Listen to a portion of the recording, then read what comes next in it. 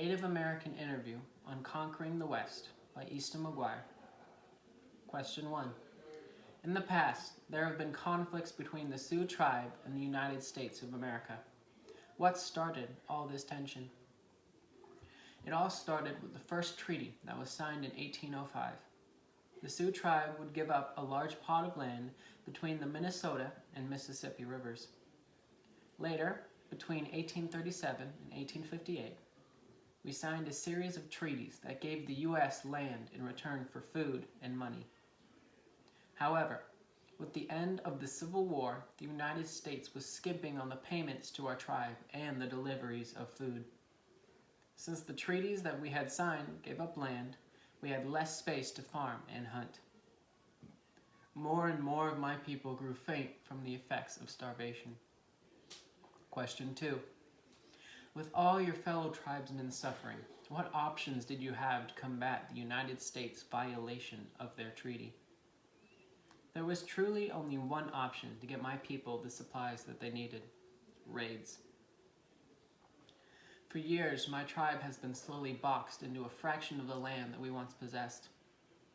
We were denied the food and money that we were promised, and a trader at the state agency named Andrew Myrick scoffed in our faces. He said, if they are hungry, let them eat grass or their own dung.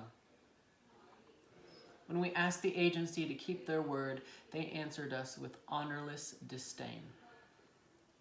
Our people grew desperate, and raiding became a viable option.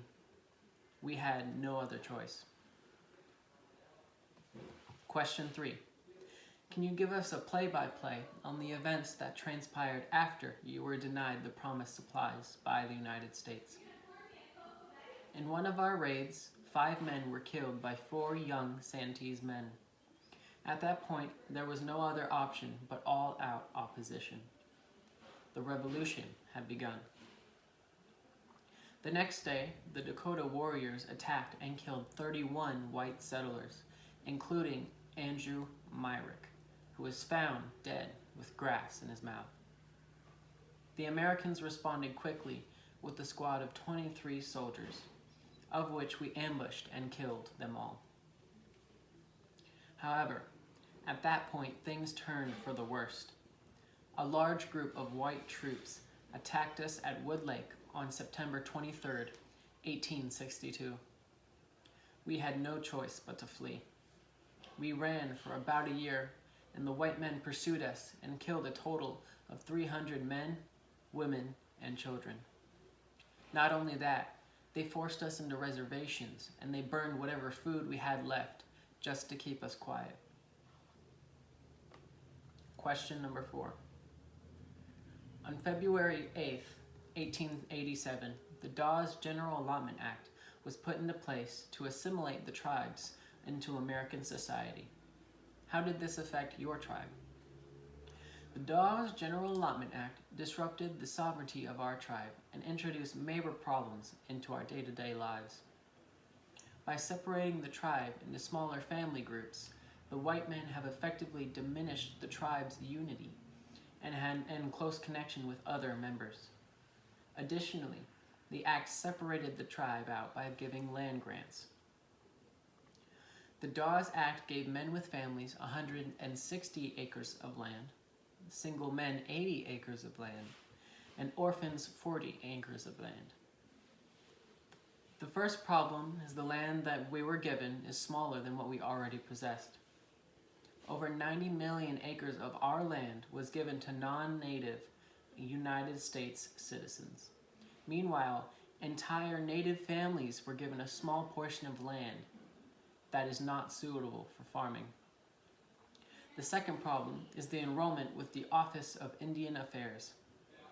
All Native Americans were required to apply for the land grants by putting their name in the Dawes roll.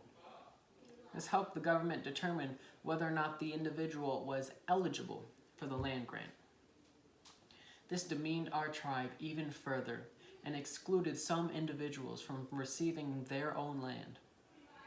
The third problem with the Dawes Act is the land given to children who are too busy attending boarding schools to learn how to farm. As part of the white man's attempt to assimilate future generations into his culture, Native children are taken from their families, given a new name, and forced to learn the American way of life. These boarding schools prevent Native children from learning how to farm, and they are leaving many children hungry with nowhere to turn. The Dawes Allotment Act destroys the sovereignty of Native tribes, and it hurts all of the Native people involved. Question 5. What inspired the ghost dancing movement, and what were the results of that movement? The ghost dancing movement began on January 1st, 1889, with a prophet by the name of Wovoka. Wovoka thought that if the Native Americans danced together and performed spiritual rituals, the white man would disappear and the buffaloes would return, along with Native customs. My tribe, the Sioux, were among the most dedicated ghost dancers. However, because so many of my people were uniting over this one belief, the Americans became anxious. They wrote to the higher authorities and suggested that our small glint of hope needed to be snuffed out. The white men responded with a large force that gunned down 300 men, women, and children. The Battle of Wounded Knee was one of the last major wars or conflicts between my people and the Americans. My tribe, the Sioux tribe, was beaten into submission by the white men, and my people paid heavily for it. The greed of Americans destroyed my people's way of life. They were not satisfied with what we had already given them. Instead, they lied, cheated, and killed their way to obtain important resources.